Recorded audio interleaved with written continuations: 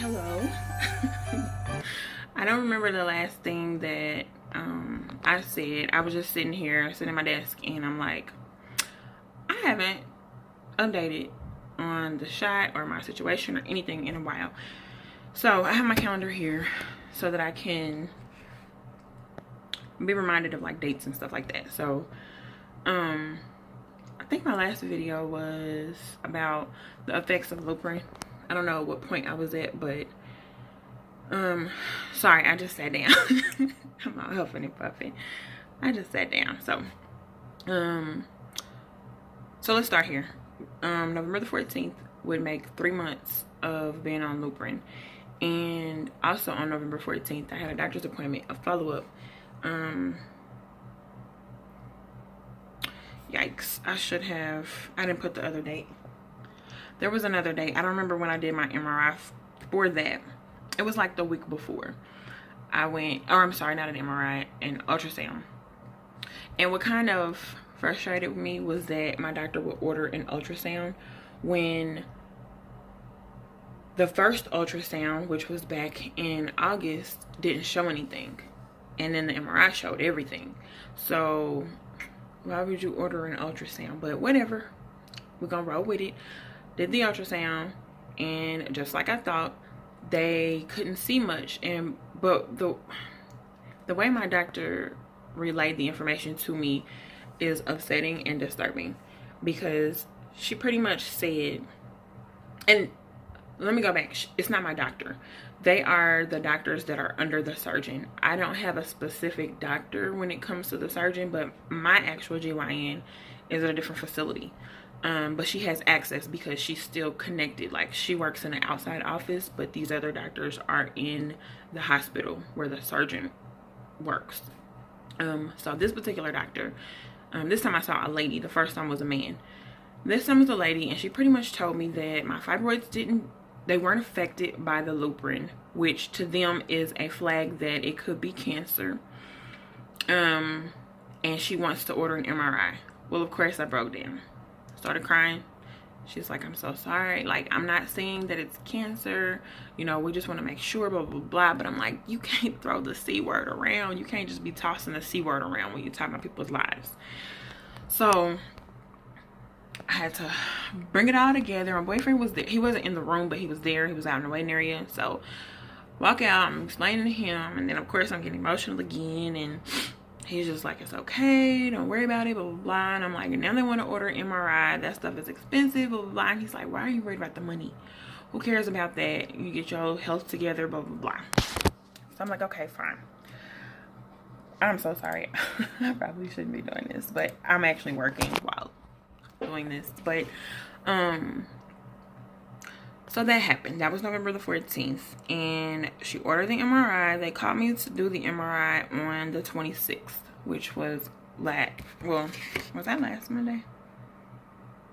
What's today? Today's the 4th? Yeah, last Monday. So I go do the MRI, and I'm anxious. I have a medical background, so it's nothing for me to read those. We have a patient portal at the hospital that I go to. So I checked the portal. It probably was like maybe 2 days later. So maybe on Wednesday, last Wednesday, I checked the portal, and lo and behold, my results were there. And I got nervous. Because when you go to view them, you have to download it. So I'm looking at the top of my phone and watching it download because I was so anxious. I had to do it on my phone right then and there.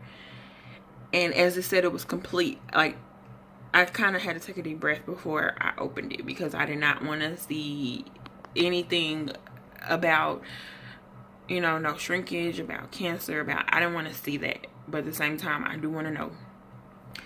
So I took a deep breath, and I looked at it, and my eyes are trained to skim. My job entails looking at medical records, medical documentation. And so my eyes are trained to skim documents, not necessarily read them line by line, but pick up on major words or whatever. So I'm skimming.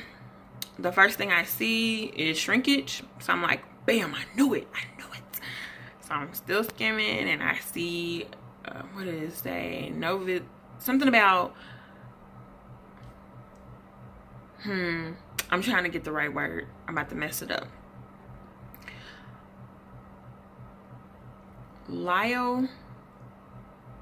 Myosarcoma, I believe, is the cancer term. Myosarcoma.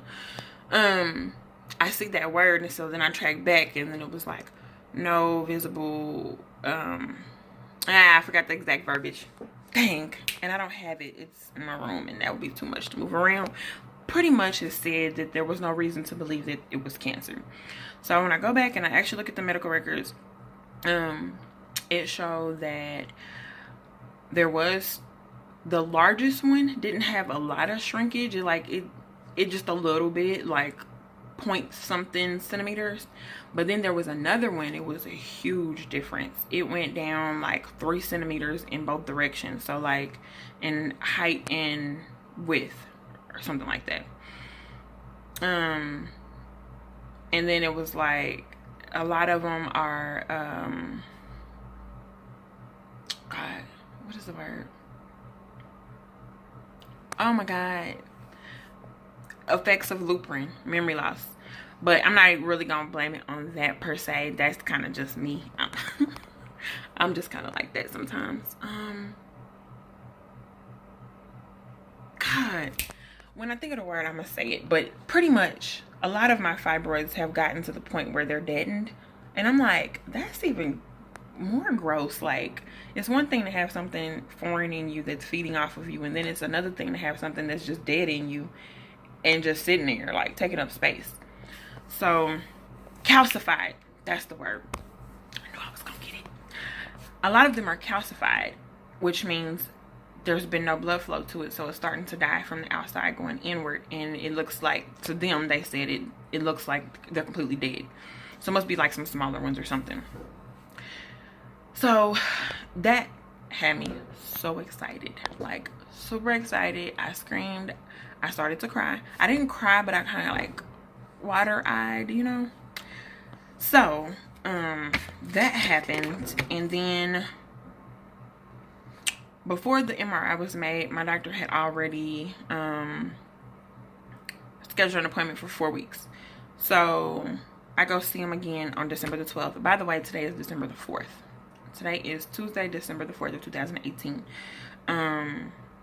So my follow-up appointment, my next follow-up appointment is December the 12th. I feel like a lot of this could have just been eliminated. Like, if instead of scheduling the ultrasound back in November, like just schedule the MRI. So then by the time I saw him on the 14th, that could have been like, oh yay, there's shrinkage, let's go ahead and get you scheduled for surgery. Bing bang boom, we're done. But now here we are. It's gonna be mid-December and still no surgery date, but we're just,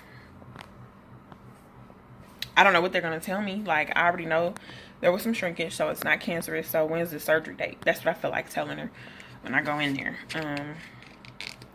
So now I'm just kind of like, I don't know, anticipating my cycle coming back. That was the best part about this all. I didn't have a cycle. Life has been great. Like, I think I've purchased maybe 2 double boxes of panty liners in these last 3 months, and that is it. And I'm still on the last box, so the 4th box. I haven't seen a pad. I haven't purchased a pad, a tampon, none of that. But I know it's gonna come back soon, and I kind of want to get this surgery done before that happens, because then when my cycle comes back, that tells me my hormones have, you know, starting to flow back through my body again, and estrogen is what fibroids feed off of. So we want to get them gone before they start feeding again. I really don't even care. I did my insurance again at my job in November, and of course that starts in January, but I decided to add short-term disability, supplemental short-term disability. So my job already offers 60% for short-term, and of course insurance is going to come out. 401 is going to be, money's going to go there. Once that's taken care of, I feel like I'm gonna be at like 50% of my pay. Well, I got bills, and they're not gonna try to hear, oh, I had surgery and I can't work. So I need that money to be supplemented. So I did opt for supplemental short-term disability, which I'm not 100% sure how that goes. I did the paperwork for it and all that. So, well, it was electronic, but I did all that. So I'm like, I kind of want to wait till next year so that I know that's taken care of. But at the same time, if they tell me December 20th, I'm gonna be like, okay, I'm ready. I was ready yesterday.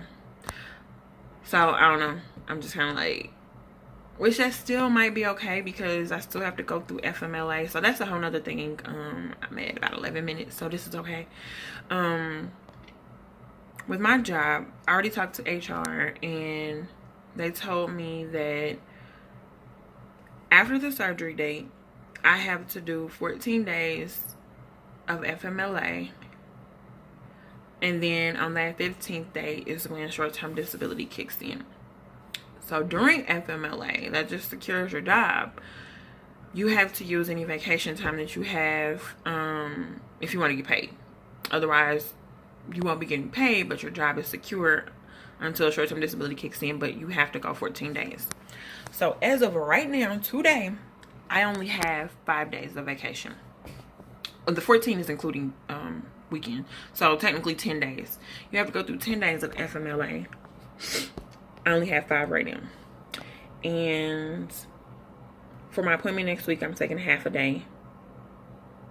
But by the time I get paid, that will be replenished anyway, because I accrue vacation or sick time or whatever you want to call it. It's all one bucket for me. I accrue that every pay period. So I'll have what I'm about to use right back. Matter of fact, I can get paid this Friday. That's crazy, I forgot. So yeah, by Friday I'll have that, and then I'll end up using some of it next week for my appointment. And I don't foresee having to take off any more time, so I'll have a couple more pay periods before, hopefully before surgery, and that'll help out a little bit. So I think I'll be fine. That was kind of worrying me at first, and everybody keeps saying, don't worry about the money, don't worry about the money. Easy to say when you're on the other side. So I'm just like, it's been a lot, but I'm okay now. I'm better. I'm okay. I'm kind of at a comfort place. Like, I'm accepting. What is going on? I'm accepting of a lot of things. I'm just kind of let it be. I'm sorry, y'all. My computer just shut down. It's rebooting itself. It does that. So forgive the different lighting. I know it probably was bright, then it went blue, and now it's dark, and it's probably gonna pop up bright again. Yeah, there we go. So it's been a lot, but like I said, I've been kind of accepting of everything, and I apologize. So yeah, I've talked. I'm coming up on 14 minutes now. So if anybody has any questions, any concerns, any advice, please feel free to put that below. I do my best to make sure I keep up with everything and all the comments and whatnot. Keep me in your prayers. I'll definitely keep you in mind. Anybody that might be going through anything similar. I found a group on Facebook that has been very helpful. 2 different fibroid groups. One's a myomectomy group and one's a fibroid group. Very helpful. Very, very helpful. When I feel like none of my family and friends understand, I go straight to them, talk to them, vent to them, and they know exactly what I'm talking about. So that's been great. So definitely check that out. If you're going through it, just type in myomectomy in your search and a group will come up. Or type in fibroids and a group will come up. I'll try to update after my next appointment. That's it.